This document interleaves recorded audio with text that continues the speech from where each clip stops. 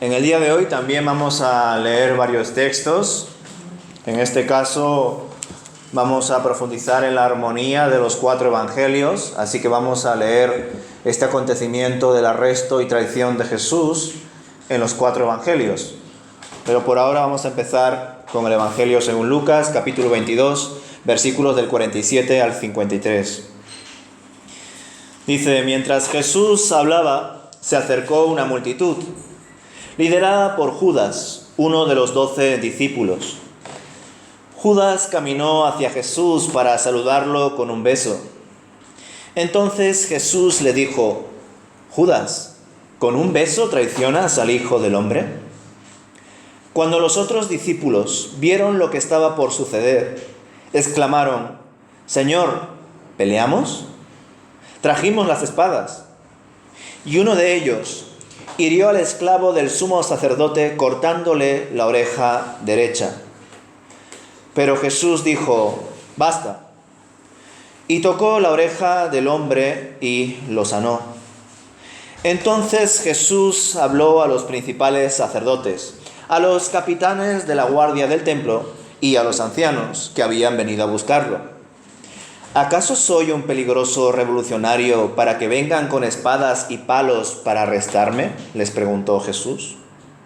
¿Por qué no me arrestaron en el templo? Estuve allí todos los días, pero este es el momento de ustedes, el tiempo en que reina el poder de la oscuridad. Vemos que acto seguido, tras Jesús ordenar a sus discípulos por segunda vez que oren para que no entren en tentación en el Monte de los Olivos, en los textos anteriores, que aparece en medio de la noche una multitud guiada por Judas Iscariote.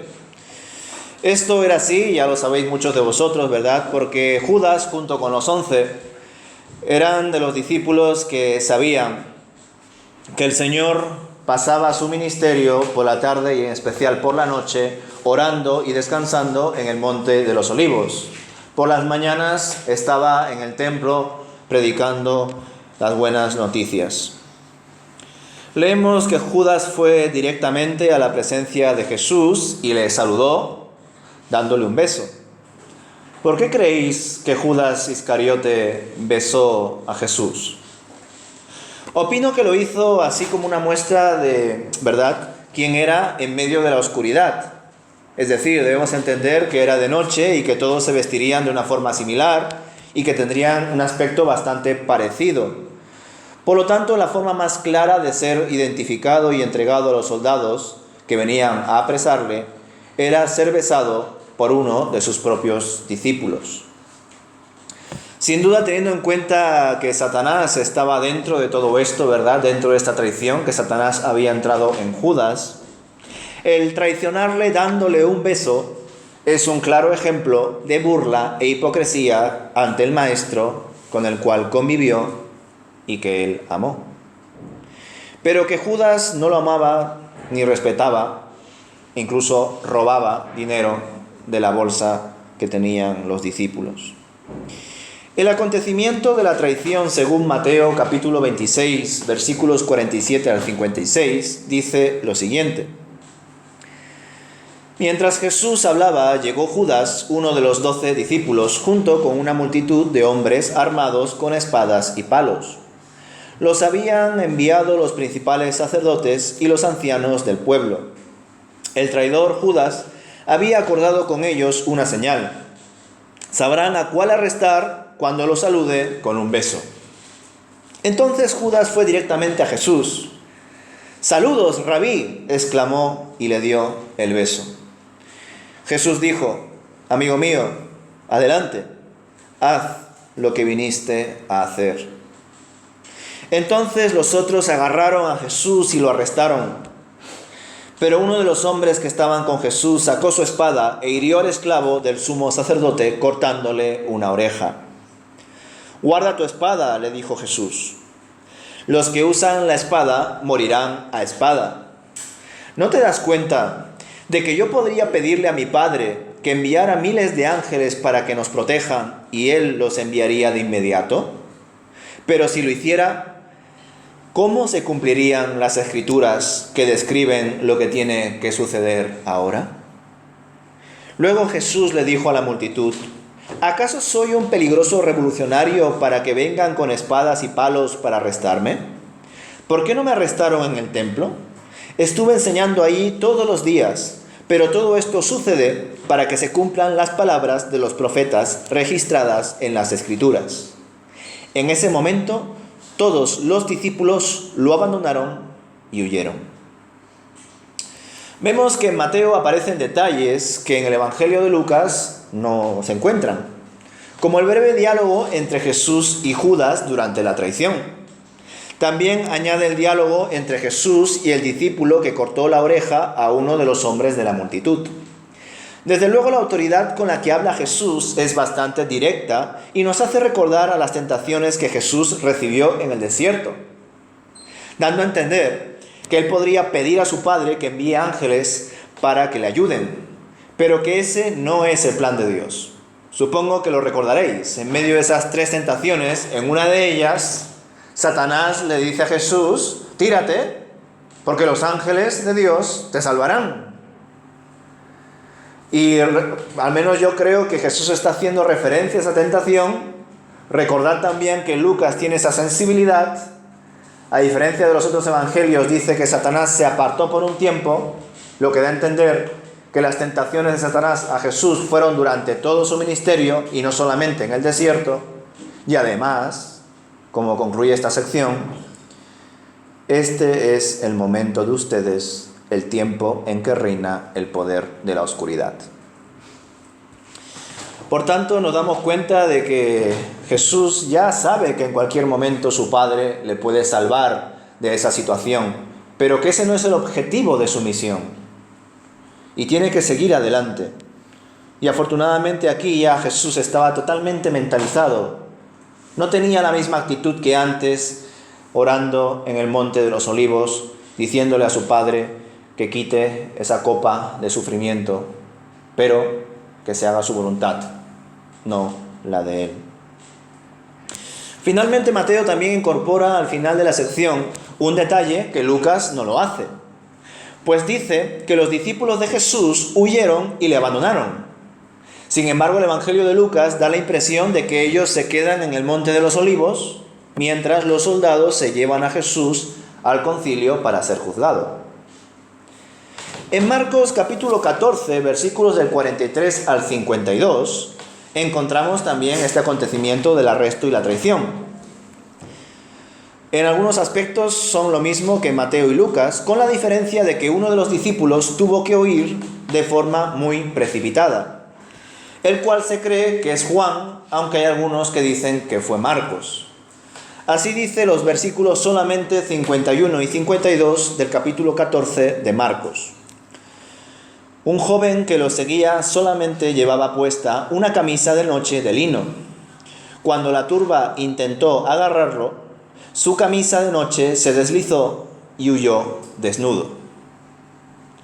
Desde luego este discípulo pasó mucho miedo y huyó aún quedándose desnudo, dando más valor a su vida que a la ropa y a su dignidad. No obstante, si entendemos que este joven discípulo de Jesús que huyó desnudo es Juan, aún teniendo ese impulso, esa actitud, ya sabéis por el Evangelio de Juan que el apóstol Juan fue el único de los 12 que se quedó con Jesús a los pies de la cruz junto con las mujeres. Por tanto, aunque su impulso fue de abandonar a su maestro por temor, al menos vemos que Juan recapacitó antes, si es que entendemos que es Juan. Hay algunos que piensan que este joven discípulo es Marcos, el autor del Evangelio de Marcos. Personalmente creo que es Juan, por cuanto ya sabéis que el discípulo de Juan es el más joven de todos, de los 12, y además en todo momento se nos dice que Jesús solamente estaba con los 12. No estaba ni con los 70, ni con otros discípulos, no estaban las mujeres, Jesús estaba solamente con los 12. En el Evangelio de Juan, capítulo 18, versículos 3 al 11, aparecen más detalles a tener en cuenta. Dice esto Juan capítulo 18, versículos del 3 al 11. Los principales sacerdotes y los fariseos le habían dado a Judas un grupo de soldados romanos y guardias del templo para que lo acompañaran. Llegaron al huerto de Olivos con antorchas encendidas, linternas y armas. Jesús ya sabía todo lo que iba a suceder, así que salió al encuentro de ellos. ¿A quién buscan?, les preguntó Jesús. A Jesús de Nazaret, contestaron ellos. Yo soy, dijo Jesús. Judas, el que lo traicionó, estaba con ellos. Cuando Jesús dijo, yo soy, todos retrocedieron y cayeron al suelo.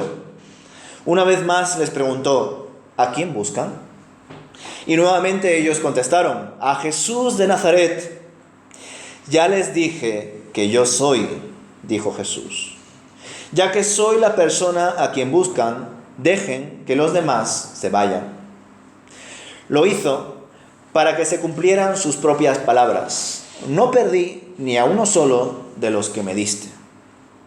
Entonces Simón Pedro sacó una espada y le cortó la oreja derecha a Malco, un esclavo del sumo sacerdote.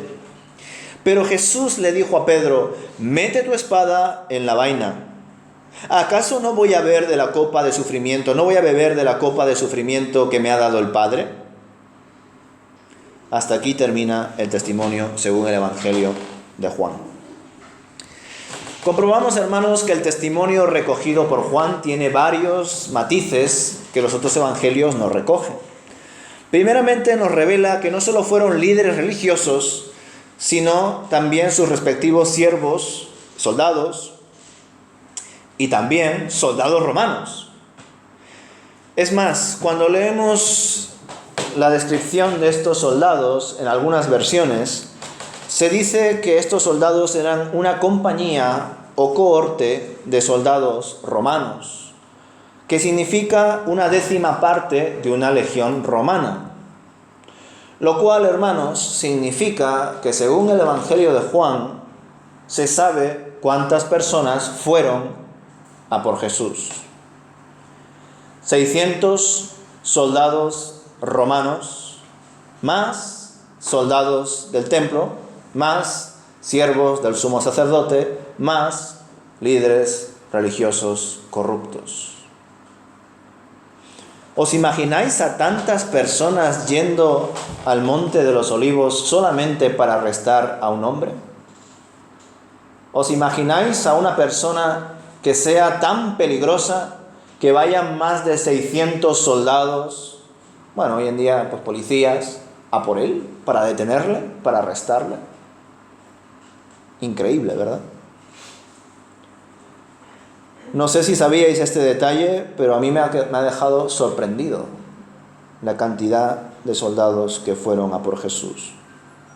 Más detalles que añade el Evangelio de Juan es el diálogo directo entre Jesús y toda la multitud que le buscaba, la cual fue intimidada grandemente cuando Jesús dijo, yo soy. Increíble, ¿verdad, hermanos? Más de 600 hombres fueron a por Jesús con palos, linternas y antorchas. Y cuando él dijo, yo soy, todos ellos retrocedieron y cayeron ante esa confesión de Jesús.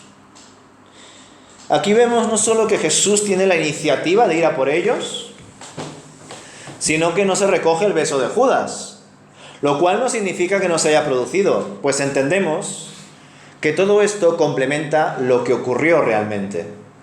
Cuando leemos los 4 evangelios debemos de cotejarlos, compararlos, no para negar uno con otro, sino más bien para entender, bajo el testimonio de muchos, lo que realmente pasó. Jesús también se muestra como un gran maestro, según el Evangelio de Juan, pues le dice a la multitud que él mismo se entrega y que dejen libres a sus discípulos para que se cumpla la escritura de que ninguno ha perdido él. Texto que él mismo menciona en esa larga oración que se encuentra en Juan capítulo 17, ya todos lo sabéis. Solo que en Juan 17 no solamente dice para que ninguno se pierda, salvo el hijo de perdición, que era Judas. Por supuesto, todo esto está en consonancia, hermanos, y espero que lo podamos ver así, con lo expuesto en Juan capítulo 10. Es Jesús quien se entrega, no a quien le arrestan. Es Jesús quien da su vida y no al que se la quitan en la cruz. Así dice Juan capítulo 10, versículos 17 y 18. Por eso me ama el Padre, porque yo pongo mi vida para volverla a tomar. Nadie me la quita, sino que yo de mí mismo la pongo. Tengo poder para ponerla y tengo poder para volverla a tomar. Este mandamiento recibí de mi Padre. Este énfasis es fundamental para nosotros, hermanos, y lo veremos, lo recogeremos cuando estemos ya en el texto como tal de la crucifixión de Jesús. No fue Jesús que murió por el cansancio, por los azotes, por los clavos. Fue Jesús entregando su vida, hermanos. Lo que pasó en la cruz no fue un deicidio, fue un intento de deicidio, porque ningún ser humano puede matar a Dios, por más que un ateo haya dicho que Dios ha muerto. No fue Jesús quien murió ante la presión y la debilidad, como incluso se recoge, ¿verdad?, que un soldado notificó a Pilato que Jesús ya había muerto. Y Pilato se sorprendió, porque había muerto muy pronto. Y Jesús había muerto no por todo el sufrimiento que tuvo, sino porque él, en un momento determinado, decidió concluir con su misión, consumado es, entregó su espíritu y murió. Fue Jesús quien dio su vida, y así como tuvo ese poder para darla, tiene el poder para tomarla. Y por eso Jesús resucitó. Por último, Juan nos revela cuál es el nombre del siervo, de ese famoso siervo del sumo sacerdote, al cual un discípulo de Jesús le corta la oreja. Este siervo se llama Malco, según Juan. Además, también sabemos que el discípulo que tuvo el impulso de sacar rápidamente la espada para defender a Jesús fue nada más y nada menos que Pedro. Que yo creo que esto no sorprende a nadie, porque si leéis con detenimiento los evangelios, veréis que Pedro tiene un carácter siempre muy impulsivo. Finalmente, Jesús le muestra a su apóstol, Pedro, que es necesario que él padezca la ira de Dios, la copa de sufrimiento, por la carga del pecado de todos. En definitiva, nos damos cuenta en toda esta sección del arresto y traición de Jesús, hermanos, del gran contraste que el Señor presenta frente a la vulnerabilidad en la cual se encontraba orando antes en el Monte de los Olivos. El Señor ya estaba plenamente mentalizado en este momento del arresto y traición para ser juzgado, despreciado y crucificado. Era el final de su meta como hijo de Dios y debía pasar por esa situación sí o sí, ya que estuvo sujeto siempre a la obediencia al Padre. Nosotros, hermanos, debemos ver la pasión de Cristo no solo como un acontecimiento clave de la redención de Dios, sino también como un ejemplo de sufrimiento y disciplina que debemos imitar como hijos de Dios que tienen el Espíritu del Señor. Desde luego es el claro ejemplo de que Jesús fue a los suyos y varios de los suyos no le recibieron. Del mismo modo, nosotros debemos estar firmes en nuestra relación personal con Dios y a partir de ahí luchar poniendo todo en un segundo plano o bajo ese fundamento. Solo así conseguiremos cumplir con nuestro objetivo como hijos de Dios y obtener, como diría Pablo, la corona de la vida. El Señor sabía que estaba pasando por el punto más álgido del mal. Era el tiempo de la potestad de las tinieblas y debía padecerla. Pero la fidelidad a Dios en medio de la tentación es la mejor acción que podemos realizar. Afianzando nuestra comunión con Dios, aprendiendo de su palabra, orando y viviendo en comunidad con más creyentes que vivan la fe de forma real y no solo por tradición, o como si ser cristiano fuese una parte más de la vida y no la vida misma. Ese es el ejemplo que nos marca Jesús, hermanos, en este gran testimonio del arresto y traición. Porque aunque los otros evangelios solamente recojan una breve oración, ¿verdad? Padre, si quieres, te pido que quites esta copa de sufrimiento de mí. Sin embargo, quiero que se haga tu voluntad, no la mía. Ya sabéis que la oración de Juan capítulo 17 está también en este contexto.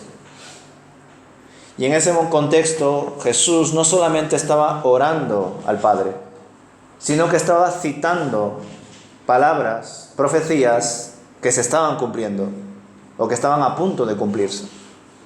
Además, Jesús, en ese momento de mayor debilidad, optó por ponerlo todo delante de Dios.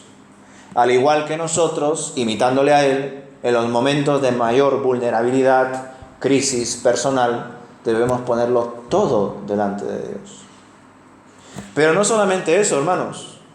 Ya sabéis, Jesús por sí mismo era suficiente, pero Él tenía que representar también a la humanidad.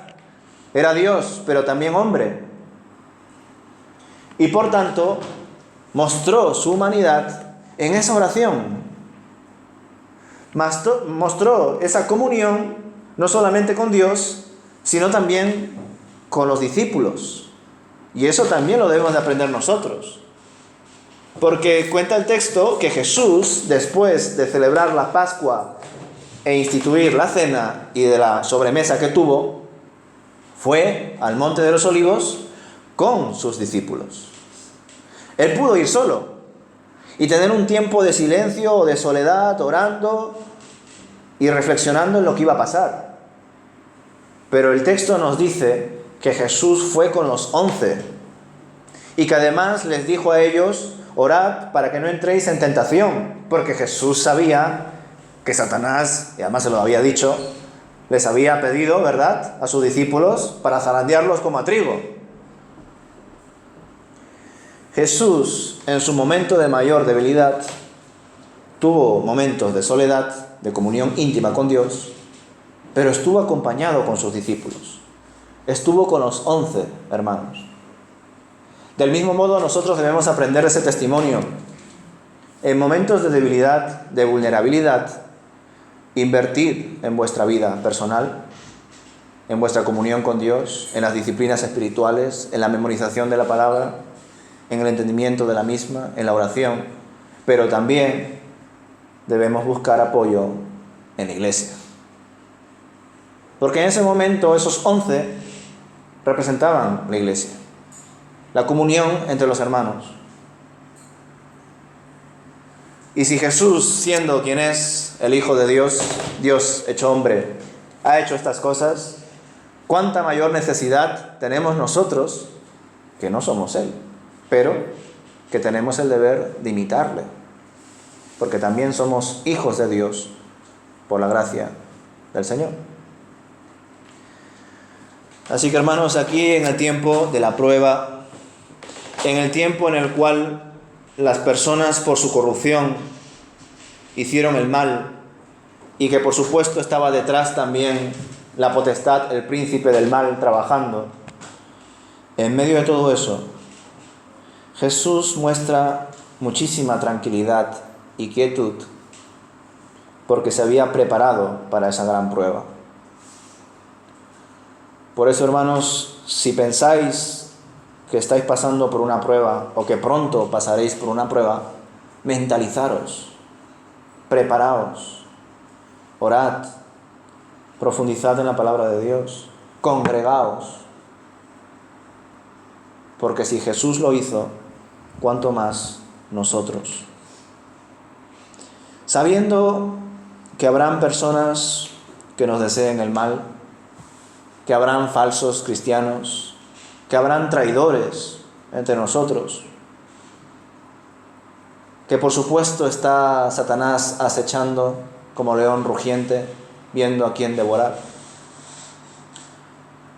pero que más allá de esos problemas, nosotros debemos de estar centrados en nuestra comunión con Dios. No ignorando que eso existe, no ignorando que existen traidores, que existen falsos creyentes, no cayendo también en tú eres un falso creyente y a ver si tú también lo eres,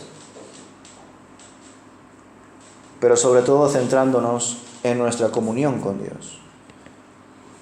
Una relación genuina con Él es una gran garantía de que Dios cumplirá su propósito en nosotros hasta el final. Y en nuestro caso, hermanos, debemos darle mucho peso al final, porque es la filosofía del Evangelio. Morir para vivir, perder para ganar, dejarlo todo atrás y heredar la vida eterna. Aparentes contradicciones o paradojas que por supuesto representan locura para aquellos que no tienen al Señor en su corazón. Pero los que tenemos el Espíritu de Dios en nuestras vidas, debemos entenderlas, reflexionarlas y ponerlas en práctica. Así que, hermanos, os invito a que podamos pensar en estos textos que desde luego nos desafían, que sepamos identificar cómo estamos cada uno de nosotros, que sepamos emplear bien nuestro tiempo, como bien nos ha invitado a reflexionar Ricardo, y que lo usemos bien delante de Dios, aún sabiendo que tenemos la eternidad por delante. Sabemos que el tiempo aquí en la tierra es limitado y que tiene un propósito, así que debemos emplearlo debidamente. Jesús mismo supo hacerlo, incluso en medio de su descanso, en medio de eventos y festividades. Él siguió siendo obediente a su Padre. Pues nosotros también podemos mantener nuestra comunión con Dios en medio de las vacaciones, en medio del descanso, de los viajes, en medio del trabajo. Todo. Siempre estando en comunión con Él, orando sin cesar, estando conectados con Dios para siempre. Esa es la garantía del éxito. Si buscáis la fórmula del éxito, esa es, hermanos. Pero tiene muchas implicaciones, implica mucho esfuerzo. Así que qué bueno que todo esto sea posible, no por nuestras fuerzas, sino por las fuerzas de Dios.